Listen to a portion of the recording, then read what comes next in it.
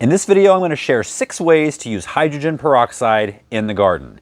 And every time I talk about this in this video, I'm going to be talking about the typical 3% solution you find at most drugstores. Now make sure to let me know in the comments if I've missed any uses for hydrogen peroxide that you know of, and how many of these you've used. The first way to use it I've mentioned before in videos, and that is in seed starting. Hydrogen peroxide can help prevent fungus gnats and damping off.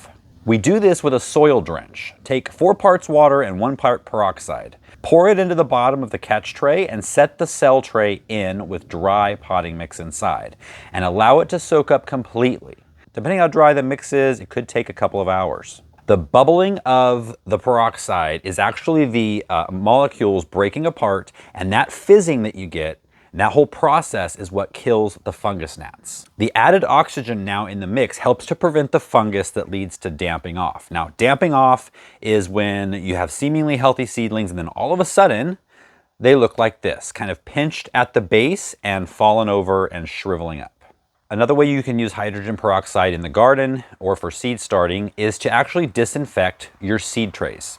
Simply spray a 1-to-1 mix into containers used to start seeds to disinfect them before filling with potting mix. You can also soak seeds in straight hydrogen peroxide to help soften the coat to speed germination and help protect them from root rot. For the 4th use, we're moving further along in the growth of the plant, and this is when fungal diseases start to attack the leaves. These cucumbers are suffering from downy mildew, but it works for any fungal disease like anthracnose and rust. Start by removing the worst leaves and any fruit that the leaves are shading so they don't get sun scald. Don't add these to the compost unless you have a really hot compost bin. Mix 6 ounces of peroxide per gallon of water. You might want to do a test spray the day prior. Just spray it on 1 leaf, let it sit for 24 hours, and then on actual spray day, soak all of the leaves, top and bottom. You can see that the new growth after spraying is now not affected. And it isn't going to fix the leaves that are damaged, but weekly spraying will help keep the new leaves healthy. The 5th use of hydrogen peroxide is to prevent root rot on established plants. Root rot is caused by anaerobic soil, stagnant soil that is constantly soaking wet.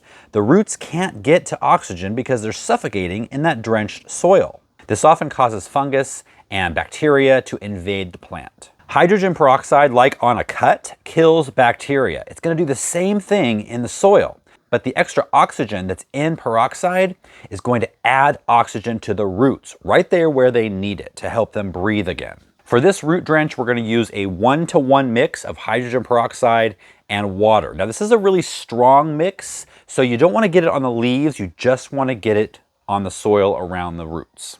The 6th way to use peroxide in the garden is just to fix a plant that's not thriving. Hydrogen peroxide, because of the extra oxygen molecule, actually helps the plants, the root systems, take up more nutrients. So if it's struggling, this can give it that extra boost that it needs. You'll use the same 1-to-1 mixture and water that in around the roots, not touching the leaves. For another simple medicine cabinet solution to help prevent disease, especially on tomatoes and peppers, give this video a watch. I'll see you next time.